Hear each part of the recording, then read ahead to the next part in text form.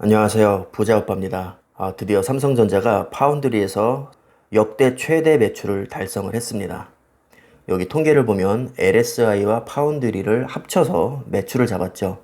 자, 보통은 파운드리만 따로 떼놓지 않고 LSI와 파운드리를 합친 매출을 공개를 하죠. 여기서 LSI는 이미지 센서나 모바일 AP 같은 그런 반도체를 설계하는 부서를 얘기합니다. 그리고 파운드리는 어떻게 보면 삼성의 미래를 결정지을 가장 중요한 사업이죠. 반도체를 제조만 하는 전담 부서입니다. 현재 파운드리에서 대만의 TSMC와 경쟁을 하고 있죠. 2018년의 매출을 보면 LSI와 파운드리를 합쳐서 13조 9천억, 2019년에는 14조 7천억입니다. 자, 큰 수치는 아니지만 조금씩 성장을 하고 있죠. 그런데 2020년 전망치를 보니까 19조 3천억으로 굉장히 많이 성장을 합니다. 통계를 이렇게 미리 낼 수 있는 것은 LSI와 파운드리 특성상 주문을 미리 받기 때문입니다.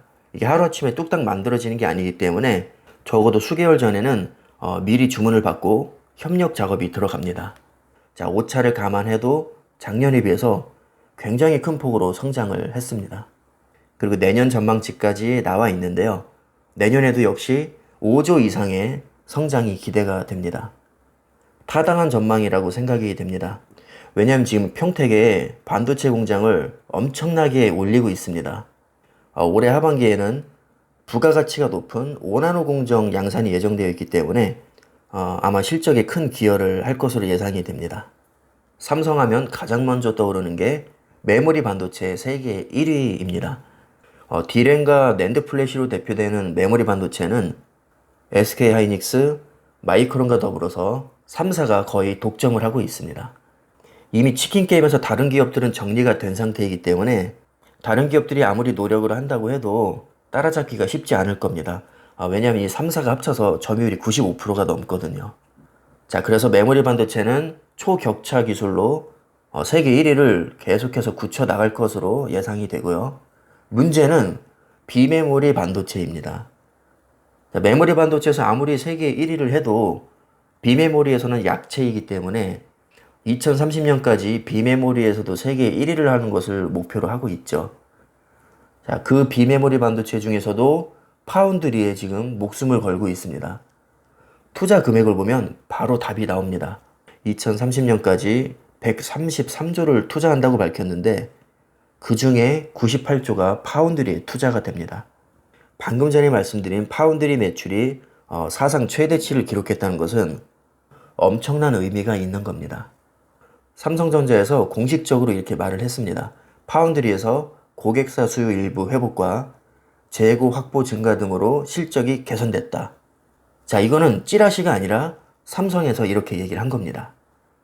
그리고 컨퍼런스 콜에서도 이렇게 얘기를 합니다.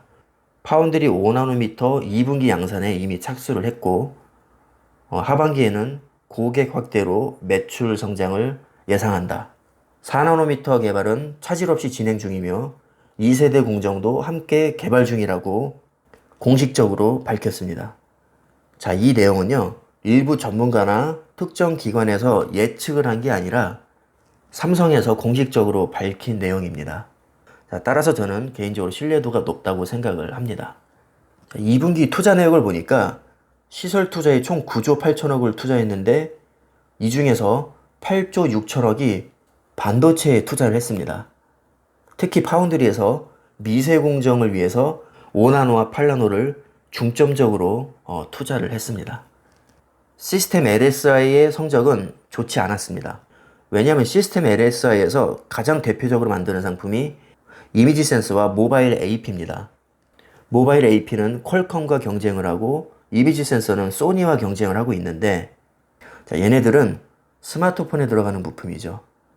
그런데 아시다시피 바이러스가 창궐하면서 스마트폰의 판매량이 정말 많이 줄었습니다. 그래서 결과적으로 시스템 LSI 실적은 감소했습니다. 자, 그럼에도 불구하고 파운드리의 매출량이 사상 최대치를 기록한 것은 자, 언택트와 비대면이 새로운 트렌드로 자리를 잡으면서 온라인 시장이 활성화가 됐죠. 그래서 온라인에서 필요로 하는 새로운 반도체들이 호황을 누리게 된 겁니다. 결과적으로 새로운 반도체의 수요가 급격하게 증가를 했고 반도체를 생산하는 파운드리 업체도 생각보다 실적이 좋았습니다. 예를 들면 엔비디아에서 설계하는 GPU, 그리고 AMD에서 설계하는 서버용 CPU, 자, 이런 것들도 데이터 센터에 공급이 되기 때문에 온라인 시장이 커질수록 반도체의 수요량도 늘어날 수밖에 없습니다. 특히 지금은 시기적으로 4차 산업혁명의 초입에 와 있습니다. 삼성전자로서는 매출을 올릴 수 있는 절호의 찬스가 이미 왔다고 저는 생각이 드네요. 자, 앞으로도 인공지능이나 자율주행 시대를 맞아서 반도체의 수요량은 급격하게 늘어날 수밖에 없다고 저는 생각이 들고요. 자, 삼성이 거기에 대비해서 평택의 공장을 엄청나게 올리고 있습니다. 자, 지난 5월에 이미 평택 2공장에 EUV 전용 라인을 추가 구축하겠다고 발표를 했습니다. 최근에 반도체 업계에 가장 큰 이슈가 터진 게 뭐냐면요. 인텔이 7나노 공정에 실패를 했습니다. 자, 이게 왜 이슈가 될 수밖에 없냐면요. 인텔은 세계 1위 반도체 기업입니다. 매출도 세계 1위, 영업이익도 세계 1위, 그리고 CPU도 세계 1위. 이렇게 대단한 기업에서 본인들의 반도체 물량을 소화를 하지 못합니다. 자, 놀랍게도 인텔보다 제조 능력이 뛰어난 회사가 세계에 딱 두 군데가 있습니다. 바로 삼성전자와 TSMC입니다. 그래서 인텔이 본인들의 능력으로 해결할 수 없는 반도체 물량을 삼성과 TSMC에 나눠주겠다고 얼마 전에 발표를 했었죠. 자, 참고로 그 물량은 실적이 아직은 반영이 되지 않았습니다. 아직 공식적으로 발표가 없었기 때문이죠. 앞으로는 초미세 공정에 대한 반도체 수요가 늘어날 수밖에 없기 때문에 결국에는 삼성과 TSMC 이 두 회사가 다 독식을 하게 될 겁니다. 사실 삼성의 입장에서는 고객과 경쟁하는 위치에 있기 때문에 고객사를 확보하는 게 쉽지 않은 것은 사실입니다. 자, 하지만 삼성전자가 바보가 아니죠. 그런 것도 생각 안 하고 수십조를 투자하지는 않을 거라는 얘기입니다. 우리 일반인도 다 아는 사실을 설마 삼성전자가 고려하지 않고 수십조를 투자를 할까요? 저는 분명히 우리 일반인들이 아예 알 수조차 없는 그런 정보들로 인해서 투자 가치가 있다고 생각을 하고 파운드리에 투자를 하는 거라고 생각을 합니다. 자, 삼성에서 또 30조를 투자해서 다음 달부터 생산 라인 착공에 들어갑니다. 평택에 총 6개의 생산 라인이 예정되어 있는데, 자, 이번에 들어가는 게 세 번째 공장입니다. 지금까지 지은 것보다 앞으로 지을 공장이 더 많이 남았습니다. 이렇게까지 확장을 하는 이유는 2030년까지 파운드리에서 1위를 하겠다는 목표를 세우고 있기 때문이죠.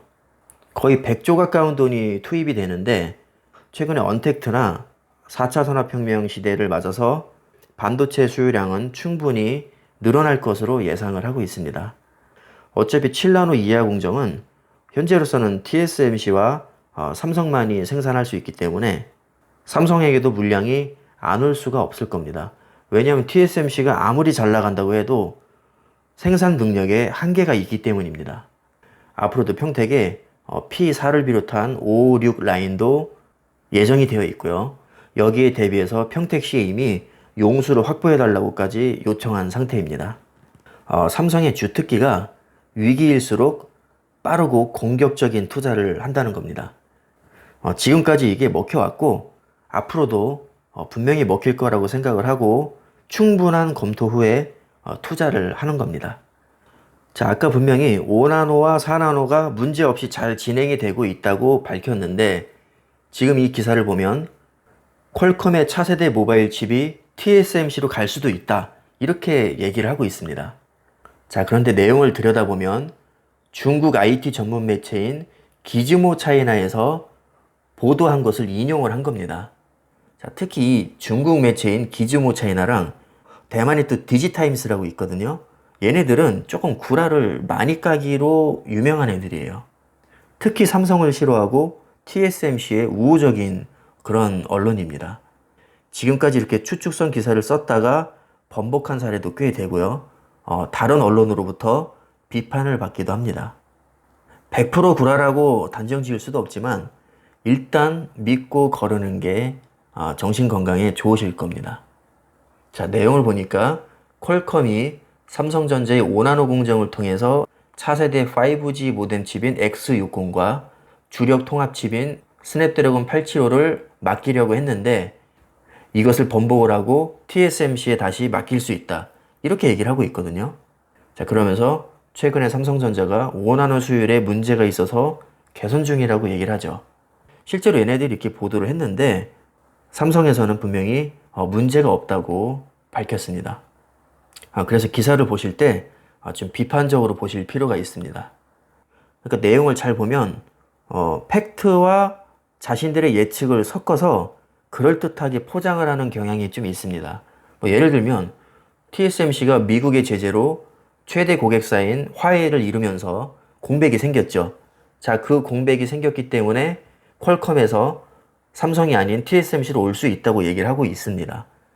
자, 얼핏 들으면 굉장히 설득력이 있어요. 자, 하지만 삼성의 5나노 공정에는 문제가 없기 때문에 이것은 추측성 기사로 봐야 됩니다.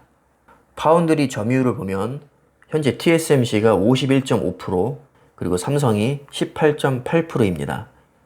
이 18.8% 중에 거의 절반은 삼성의 시스템 LSI 물량이기 때문에 실제로 외부에서 받는 물량은 10%가 채 안 된다고 보시면 됩니다. 그러니까 TSMC와 5배 이상의 격차가 있는 거죠. 자, 분명히 TSMC는 넘기 힘든 벽이 맞습니다. 자, 하지만 그렇다고 해서 삼성이 TSMC를 넘는 게 불가능하다고 볼 수는 없습니다. 분명히 가능성은 있지만 매우 어렵다. 이렇게 생각하는 게 맞을 것 같습니다. TSMC가 실제로 정말 잘 나가고 있습니다. 최근 2분기 매출액을 보면 12조 5천억이었거든요. 지난해 같은 기간보다 30%가 늘어나는 수치입니다. 매출로 보면 삼성의 상대가 되지 않지만 영업이익은 이미 삼성을 추월을 했죠. 심지어 시가총액도 삼성을 뛰어넘었습니다. 현재 TSMC 시총이 약 417빌리언이니까 하나로 환산을 하면 거의 500조입니다. 자, 삼성의 시총은 현재 약 350조인데 150조 가까이 시총이 차이가 납니다. 시총은 시장에서 받는 냉정한 평가이기 때문에 제가 따로 드릴 말씀은 없습니다. 개인적으로는 삼성전자의 시총이 굉장히 많이 저평가받았다고 생각을 합니다. 확실히 기업의 가치에 비해서 주가가 낮은 것은 맞는 것 같은데 생각보다 그렇게 오르지 않고 있죠. 자, 오늘 내용을 정리를 하면 파운드리가 삼성에서 아주 중요한 역할을 할 텐데 지금 추세를 보면 사상 최대 실적을 이미 달성을 했고 앞으로도 매출이 늘어날 것으로 전망이 됩니다. 앞으로 주가의 향방을 알 수는 없지만 적어도 사업이 잘 되고 있고 미래가 밝은 것만큼은 분명해 보입니다. 자, 투자 판단은 각자가 신중하게 하시면 되겠습니다. 오늘 영상은 여기까지 하겠습니다. 감사합니다.